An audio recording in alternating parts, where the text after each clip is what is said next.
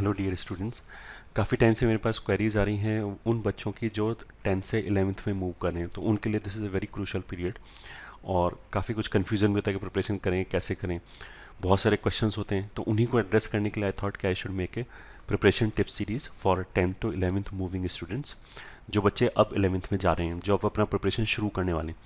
पहला क्वेश्चन जो उठता है प्रिपरेशन करने से पहले, that is should I take admission in a coaching or should I go for self study. ये ठीक है, मतलब किसी कोचिंग में एडमिशन लिया जाए या फिर अपने घर पे बैठ के विदाउट कोचिंग सेल्फ स्टडी किया जाए, तो उसको आई ट्राई टू आंसर। तो सबसे पहला क्वेश्चन उठता है कि what is the reason for confusion. ये ठीक है, ये कन्फ्यूज़न किस लिए उठ रहा है। उसका एक रीज़न तो ये हो सकता है कि फाइनेंशियल प्रॉब्लम है। अगर फाइनेंशियल प्रॉब्लम है तो nothing much can be done. ये ठीक है। और उसका भी चलो एक मैं वीडियो बनाऊंगा कि विदाउट कोचिंग के हम कैसे, what is the way out, और या फिर हम बेस्ट तरीके से कैसे प्रिपेयर कर सकते हैं विदाउट कोचिंग। ये ठीक है, जो भी हमारे हाथ में है उसको हम मैक्सिमाइज कैसे कर सकते हैं, उसका मैं एक आगे चल के वीडियो बनाऊंगा। तो अगर फाइनेंशियल है तो nothing much can be done, तो ठीक है आपको विदाउट कोचिंग, फिर तो कन्फ्यूज़न बचा ही नहीं। अगर मेरे पास पैसे ही नहीं है तो फिर तो कन्फ्यूज़न ख़त्म ही हो गया, फिर तो I should go for self study. ये ठीक है। Second thing is there could be कि पैसे वैसे ही कोई प्रॉब्लम नहीं है, बट किसी ने बाहर से एडवाइस कर दिया। ये ठीक है, स्पेशली जिस मतलब कुछ पेरेंट्स ऐसे होते हैं जिनके बच्चों ने पहले तैयारी की होगी, तो वो भी तरह तरह की और उल्टी सीधी एडवाइस देते रहते हैं। ये ठीक है। अब तुम्हें ये समझना चाहिए कि पहली बार तो इंडिया में हर कोई एडवाइस देने के लिए तैयार रहता है। ठीक है, जब से सचिन तेंदुलकर तक को लोग एडवाइस देते रहे ऐसे खेलना चाहिए वैसे खेल। जो बंदा अपना उसने 30-40 ईयर्स पूरा, ये ठीक है, क्रिकेट 24 घंटे जो खेलता है, और एक मे बी पान की दुकान पे बैठने वाला बंदा उसको बताता है कैसे खेलना चाहिए, जिसने कभी शायद बैट भी ना पकड़ा हो। तो हमें एडवाइस भी एक्सपर्ट पर्सन से ही लेनी चाहिए। अगर किसी मतलब पेरेंट का जो बेटा है अगर वो सेलेक्ट हुआ है या नहीं हुआ है, ये ठीक है, तो he is not competent person to give advice, क्योंकि उनके पास जो डेटा सेट होगा जहाँ से वो एक ओपिनियन फॉर्म करेंगे वो केवल एक ही या दो बच्चे होंगे उनके अपने। तो you should go for an expert advice, क्योंकि जिन्होंने हज़ारों केसेस देख रखे होंगे। ठीक है, तो एक्सटर्नल एडवाइस के ऊपर नहीं देख, मतलब हमें डिपेंडेंट रहना चाहिए इस तरह के एडमिशन लेते समय।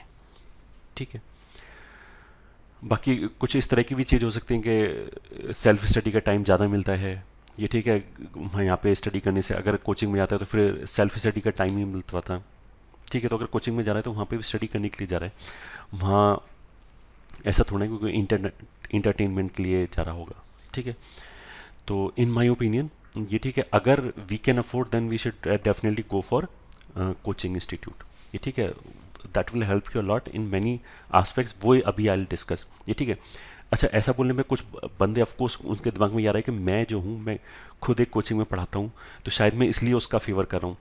तो फिर उस सेंस में मैं तुम्हें बस एक चीज़ बता सकता हूँ कि आई रन ये जो यूट्यूब चैनल है वो I run, that is for free, और इसमें IIT JEE का इंटायर सिलेबस मैंने डाला हुआ है। तो दैट शुड स्पीक समथिंग। ये ठीक है, क्रेडेंशियल्स की अगर बात आती है ना, तो जो मैं ओपिनियन देने की कोशिश कर रहा हूँ वो अनबाइस्ड ओपिनियन देने की कोशिश कर रहा हूँ। ये ठीक है, अब मानना नहीं मानना आपके ऊपर है। ठीक है। सबसे पहला कोचिंग का फ़ायदा क्या है कि इट प्रोवाइड्स यू इन्वायरमेंट, वहाँ पे डिसिप्लिन स्टडी हो सकती है। ये ठीक है, मतलब पूरा जो सिलेबस होगा वो स्मूथली जा रहा होगा पूरे साल तक। ये ठीक है, सब कुछ प्री फिक्स्ड होगा कि अक्टूबर मंथ में फर्स्ट वीक में ये चीज़ पढ़ाई जा रही होगी। ये ठीक है, प्रॉपर टाइम पे टेस्ट होगा। घर पे बैठ के स्टडी करने में दिक्कत ये होता है कि हम टाइम का, एक तो सबसे पहली बात सीक्वेंस ऑफ चैप्टर क्या होना चाहिए, इस तरह की चीज़ें डिसाइड करने में बहुत टाइम लग जाता है। तो जो डिसीजन लेने का जो टाइम है वो बहुत कुछ कट हो जाएगा। ये ठीक है, या फिर ऐसा हुआ कि घर पे बैठे बैठे बोर हो गए, लगातार 4 दिन तक पढ़ाई नहीं की, 5वें दिन 10 दिन पढ़ाई कर ली, तो जो प्रिपरेशन है ना वो ऐसे ऊपर नीचे चलती रहती है। तो डिसिप्लिन स्टडी के लिए सब कुछ पहले से ही फॉर्मेट में, पूरे 2 साल का फॉर्मेट ऑलमोस्ट फिक्स्ड है कि इस दिन ये होगा, इस दिन ये होगा, ये छुट्टी वाले दिन है। ये ठीक है, तो एक डिसिप्लिन स्टडी के लिए आई से कि coaching is a better option. Second thing is again flow of chapter. अगर तुम घर पे बैठे हुए तो कौन सा चैप्टर पहले करूँ कौन सा चैप्टर बाद में करूँ, ये तुम डिसाइड ही नहीं कर पाओगे। और अगर तुम NCERT की तरफ से जाओगे तो यूल अंडरस्टैंड कि NCERT में बहुत इलॉजिकल वे में चैप्टर्स रखे गए हैं। ये ठीक है, उनका कोई भी सेंस नहीं बनता है। ये ठीक है, उसके वे में अगर तुम पढ़ने की कोशिश करोगे तो तुम वो डेप्थ तक जा ही नहीं सकते, क्योंकि अगर हमारी थिंकिंग मैसअप हो चुकी है, ये ठीक है, अगर प्रॉपर सिक्वेंशियल थिंकिंग नहीं है तो फिर डीप या टफ क्वेश्चन करने में दिक्कत तो आएगी। ये ठीक है। और मतलब बाकी और भी तरह का गाइडेंस है कि कौन सा बुक्स करना चाहिए, ये ठीक है, इस तरह की भी प्रॉब्लम जो है वो कोचिंग में आपको सॉर्ट आउट हो सकता है। ये ठीक है, कोचिंग में बैठ के आपको उनको फ्लो सोचने की ज़रूरत ही नहीं है। घर पे बैठ के क्या होगा कि मान लिया मैंने कोई चैप्टर डिसाइड किया, आई स्टार्टेड, और फिर मेरे को वो चैप्टर अच्छा नहीं लगे तो मैंने छोड़ के फिर दूसरा चैप्टर चालू कर दिया, फिर 3 सब्जेक्ट्स हैं, तो एक ये बहुत बड़ी दिक्कत होती है। ये ठीक है, तो इसका एक तोड़ तो वैसे ये भी हो सकता है कि जो बच्चे घर पे प्रिपरेशन करें कि किसी भी कोचिंग, अगर उनका फ्रेंड किसी कोचिंग में पढ़ रहा है तो उसका एग्जैक्टली सीक्वेंस वो वही फॉलो करें। हाँ, अब ये है कि जैसे अगर मैं खुद घर पे पढ़ रहा हूँ तो कोई भी एक कोई भी कॉन्सेप्ट को समझने मान लिया जो मेरे को टाइम लग रहा है वो 2 आवर्स है, ये ठीक है, मे बी 6 आवर्स है, और हाफ ऑफ द टाइम ऐसा हो सकता है मैं गलती समझ जाऊँ। वो जो टाइम है वो बहुत कुछ कट किया जा सकता है कोचिंग में। टीचर को तो एक्सपीरियंस है, वो आपको उसने मे बी, जैसे मैंने 18 साल से बच्चों को देखा है कि क्या क्या गलतियाँ करते हैं, तो जो भी फ्रीक्वेंट अकरिंग प्रॉब्लम्स है, ये ठीक है, उनको मैं खुद ही क्लास में इनकॉर्पोरेट कर लेता हूँ अपनी टीचिंग में ना, कि ऐसे नहीं करना चाहिए, ऐसे नहीं करना चाहिए, ये तुम सोच सकते हो, ये तुम गलत सोच सकते हो। तो उससे क्या होता है कि बच्चे का टाइम बहुत ज़्यादा बच जाता है। ये ठीक है, एक तो ये कि हम री इन्वेंटिंग द व्हील वाली चीज़ होगी, पहले हम एक गलती करके देखें। ये ठीक है, तो उससे क्या होगा, तुम्हारे पास शायद अपना क्या बोलते हैं मास्टरी के लिए जो टाइम है वो कम बचेगा किसी भी टॉपिक में। तो कोचिंग में जाने से ये वाला टाइम बहुत कट किया जा सकता है। मतलब ऐसा हो सकता है हम किसी थियोरटिकल कॉन्सेप्ट में 6 घंटे तक फंसे रहें, और वो टीचर हमारा हो सकता है 1 ही मिनट के अंदर सॉल्व कर दे, तो और उस अब ये जो टाइम बचा हमारे 6 आवर्स का, वो हम इन्वेस्ट कर सकते हैं मोर प्रैक्टिस, और उसमें तो definitely I will be in better placed. तो अगर सेम आई कि कोई 2 बच्चे हैं, एक जो विदाउट कोचिंग है, एक विद कोचिंग है, तो जो विद कोचिंग वाला है उसके पास ये एडवांटेज है। ये ठीक है। नेक्स्ट इज पास्ट कंपैरिजन वास्लिप्स, मतलब ऐसे होता है कि ओवर द ईयर्स, जैसे अगर कुछ कॉन्सेप्ट आईआईटी पूछ रहा है और हमको जैसे कोचिंग में या बाकी टीचर्स को अगर वो इंपॉर्टेंट लगा तो वो उसको सिलेबस में इंक्लूड कर लेते हैं, या तो पढ़ाते समय ना कि ये कॉन्सेप्ट अच्छा लगा तो वो इंक्लूड कर लेते हैं। अब डिलीट तो बहुत कम होता है, तो उसका मतलब क्या है कि पुराने टाइम के कंपैरिजन में आज की डेट में जो सिलेबस है वो काइंड ऑफ बढ़ता ही जा रहा है। ये ठीक है, तो तुम्हें कुछ ऐसा लगेगा कि मे बी जैसे कुछ के पेरेंट्स होंगे या फिर कोई ओल्ड पर्सन जो होगा जिसने पहले कभी आईआईटी दी होगी, वो इस तरह का हो सकता है कि एडवाइस दे कि पहले तो हमारे ज़माने में क्या था, कुछ कोचिंग वोचिंग होती थी नहीं थी, खुद ही पढ़ के हम करते थे। तो वो ठीक है, एक्स्ट्रा ऑर्डिनरी बच्चे तो आज भी होते हैं, आज भी ऐसा बहुत सारे बच्चे हैं कि जो विदाउट कोचिंग के सेलेक्ट होते हैं। बट डेफिनेटली कोचिंग अटेंड करने से एक तो रिजल्ट में इंप्रूवमेंट होगा। अगर विदाउट कोचिंग के मे बी 500 रैंक आ रहा है तो with coaching I am damn sure के 100 के अंदर रैंक आ जाएगा। ये ठीक है। दूसरा, पुराने टाइम से इसलिए कंपेयर नहीं कर सकते कि पुराने टाइम में जैसे सिलेबस तो मतलब थ्योरेटिकल सिलेबस तो चलो वही है, बट उसके बाद जो डिफरेंट कॉन्सेप्ट है, मतलब उस सिलेबस को घुमा घुमा के जितने तरह के क्वेश्चन पूछे जा सकते हैं, टाइप ऑफ क्वेश्चन जो हैं वो पहले के टाइम कम थे। अब जेई जैसे मान लिया 30 साल से जो जेई के पेपर्स हो रहे हैं, उनसे रिलेटेड जो कॉन्सेप्ट है वो थ्योरी के फॉर्म में अब इनकॉर्पोरेट हम करते हैं कोचिंग के अंदर, तो पढ़ाने के लिए बहुत कुछ है। ये ठीक है, तो हमें पास्ट से इसलिए कंपैरिजन नहीं करना चाहिए। ये ठीक है, पास्ट में हाँ मतलब नंबर ऑफ स्टूडेंट्स के टर्म्स में मतलब कम स्टूडेंट्स थे, ठीक है, चलो वो भी हमने डिस्काउंट कर दिया।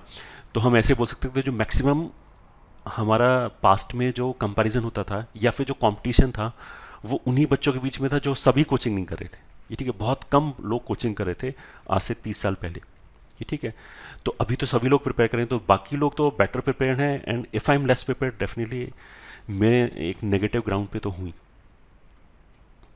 ये ठीक है। Next is peer motivation. ये ठीक है, एक घर पे बैठे बैठे मेहनत करने से मेरे को लगता है कि मैंने बहुत पढ़ लिया, 4 घंटे पढ़े ना तो मेरे को तो बहुत ज़्यादा पढ़ लिया। अब तुम कोचिंग में जाओगे, वहाँ पे देखोगे जो टॉपर है वो मतलब इंस्टीट्यूट से जाने के बाद घर पे अगर उसके बाद 8 घंटा बचता है तो वो 6 घंटे पढ़ाई करता है। ये चीज़ देख के कि जो सेम एज का जो बंदा है उसकी मेहनत देख के मेरे को लगता है कि if he can do then I can also do. तो एक बेंचमार्किंग भी होता है कि जब वो उतनी मेहनत तो आराम से की जा सकती है। घर पे बैठ के हो सकता है कि 2 घंटे पढ़ा और मेरे को लगा बहुत पढ़ लिया आज तो मैंने।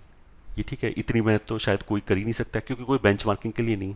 और बेंचमार्किंग के लिए होगा भी तो काफ़ी बच्चों के पास स्कूल वाले बच्चे होंगे। अब स्कूल में सारे बच्चे मस्ती मारते थे, तो जो बच्चा सीरियसली घर पे बैठ के प्रिपरेशन कर रहा होगा वो लगेगा कि स्कूल के तो सारे बच्चे मस्ती मारे, मैं 2 घंटे पढ़ रहा हूँ, ये ठीक है, मैं खेलने नहीं जा रहा हूँ, तो उसे लगेगा बहुत कुछ प्रिपरेशन, मतलब बहुत कुछ मैंने सेक्रीफाइस कर लिया, बहुत मेहनत कर लिया। बट जब वो इंस्टीट्यूट में आता है वहाँ जो देखता है कि किस हद तक बच्चे मेहनत करते हैं तो उसे लगता है अभी मैंने तो कुछ भी नहीं किया, तो ही फील मोटिवेटेड और ज़्यादा मेहनत करने के लिए, तो शायद रिजल्ट बेटर हो जाएगा। ठीक है। Next point is testing and feedback. तो डेफिनेटली अगर तुम मतलब किसी इंस्टीट्यूट में एडमिशन लेते हो तो जो सिलेबस होगा उसी के हिसाब से मंथली टेस्ट होगा या बाई वीकली जो भी होता होगा वो टेस्ट होगा। तो सब कुछ तुम्हारा इन टेंडम रहेगा। अब घर पे प्रिपरेशन करोगे तो पहली बार टेस्टिंग कैसे करोगे, ये ठीक है, टेस्टिंग करोगे भी तो फिर सिलेबस कैसे मैच होगा, ये ठीक है। तो हो सकता है तुमने कुछ और पढ़ा हो और टेस्ट में कुछ और सिलेबस आ रहा हो, उस तरह की चीज़ें होगी। तो institute is better place to give you feedback, continuous feedback है, कहाँ कहाँ दिक्कत है, किस किस चैप्टर में दिक्कत है, और जो टेस्टिंग है वो रेगुलर रहेगा।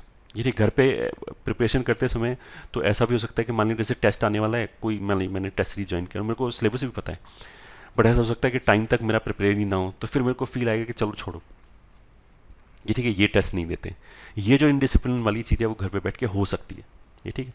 जो कोचिंग में बच्चा पढ़ रहा होगा, इंस्टीट्यूट में पढ़ रहा होगा, घर वाले तो उसे भगा ही देंगे कि जाके क्लास अटेंड कर मोस्ट वाली, और क्लास अटेंड करेगा तो टेस्ट से पहले ये ठीक है वो सिलेबस कंप्लीट करा ही देंगे, ये ठीक है। तो अगर कोचिंग में होगा तो अगर मैं मेहनत करूँ तो मेरा भी हो जाएगा, ठीक है। Next point is doubt clearing facility, ये ठीक है। अगर मान लीजिए मेरे को डाउट उठा तो टीचिंग के दौरान आई कैन आस्क डाउट, ये ठीक है। तो टीचिंग के अराउंड अगर मतलब थियोरेटिकली मैं सच सच बोलूँ तो बहुत ज़्यादा डाउट क्लियरिंग का कॉन्सेप्ट में फ़र्क नहीं पड़ता, क्योंकि क्लास में यूल से कि in the class of 100 people अगर टीचर अच्छा है, टीचर के ऊपर भी काफ़ी डिपेंड करता है, तो वो डाउट उठने नहीं देगा काफ़ी कुछ ना, ये ठीक है। फिर भी एक मतलब डाउट क्लियरिंग की फैसिलिटी तो हमारे पास है ही। जैसे मान लीजिए मैंने कुछ मटेरियल सॉल्व किया, उसमें कुछ डाउट आ गया तो डाउट क्लियरिंग कर सकते हैं,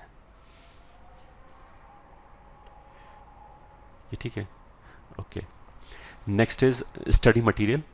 हाँ, स्टडी मटेरियल जो कोचिंग में प्रोवाइड होगा वो मतलब बेटर होगा, ये ठीक है। बुक्स में तो जैसे मैंने एक बार पहले भी डिस्कस किया था कि बुक्स वगैरह में तो बेसिकली क्या करते हैं, क्वेश्चन उठा के डंप कर दिया विदाउट इन एनी सीक्वेंस, ये ठीक, कोई भी सीक्वेंस फॉलो नहीं किया, ऐसे क्वेश्चन डंप कर दिया। अब जो बच्चा इस तरह की बुक करता है, काफ़ी फेमस बुक्स हैं, ये ठीक है, और बुक्स में स्पेशली बच्चों की मेंटालिटी के साथ भी खेलने के लिए ना बहुत टफ क्वेश्चन उठा के डाल दिए जिनका जेई से कोई लेना देना नहीं है। या फिर अगर बहुत टफ क्वेश्चन जेई में 10% आता है तो उस बुक्स में यूल फाइंड कि 50% प्रॉब्लम उन्हीं 10% प्रॉब्लम जो पार्ट ऑफ जेई है उसी को एड्रेस कर रहा है। तो जो बच्चा प्रिपेयर करने वाला है, जो मान लिया 5000 रैंक पे आने वाला है, वो डीमोटिवेट हो सकता है ऐसा कुछ करके ना, ये ठीक है। स्पेशली मतलब बुक्स वगैरह हो गया। दूसरा चीज़ टेस्ट सीरीज़ भी हो गया। टेस्ट सीरीज़ के अंदर भी जैसे ओपन टेस्ट वगैरह यूल फाइंड के कुछ इंस्टीट्यूट के बहुत ज़्यादा टफ आते हैं, ये ठीक है। जैसा मतलब जेई में तो क्या होता है कि मे बी 50-60% जो प्रॉब्लम है वो ईजी आएंगे, फिर 30% मॉडरेट आएगा और लास्ट का 10% टफ आएगा। उनकी टेस्ट सीरीज़ में कुछ टेस्ट सीरीज़ में यूल फाइंड के 80% प्रॉब्लम टफ आएगा। तो that is not the real mock हो गया जो जेई का ना, वो रियल मॉक नहीं हो गया, ठीक है, मॉक टेस्ट नहीं हुआ। फिर वो तो बच्चे की साइकोलॉजी के साथ खेलेंगे, बच्चे को लगता है कि अगर ये टफ है तो अच्छा है। तो उससे क्या होता है कि जो हार्ड वर्किंग और 5000-7000 रैंक लाने वाला बच्चा है वो डीमोटिवेट हो जाता है। इंस्टीट्यूट में यूजली क्या होता है कि वो अपने बच्चों के लिए कर रहे होते हैं, तो उन्हें तो अपने इंस्टीट्यूट का रिजल्ट चाहिए, तो इसलिए वो कुछ भी इस तरह का स्टंट नहीं करेंगे मोस्ट प्रॉबेबली, ये ठीक है। अगर वो रेप्यूटेड इंस्टीट्यूट है तो उन्हें तो अपने बच्चों की भलाई के लिए वो उसी हिसाब से क्वेश्चन पेपर और ये सब सेट करेंगे। तो ऐसा नहीं कि हम बोले कि घर पे बैठ के टेस्ट सीरीज ज्वाइन कर लेते हैं। तो test series again may not be good, ये ठीक है, up to the mark. Second ये हो गया कि नेक्स्ट पॉइंट जो है कि घर पे बैठे बैठे लगातार अगर मान लें हम स्कूल भी नहीं जा रहे हैं, प्रिपरेशन करें घर पे, तो it could be very monotonous, ये ठीक है, बोर हो सकता है बच्चा बहुत ज़्यादा, पढ़ने का मतलब मन ही ना करे। एक कोचिंग जाने से थोड़ा बहुत मतलब इसको ये बोल सकते हैं कि वो एनवायरनमेंट चेंज हो गया, ये ठीक है।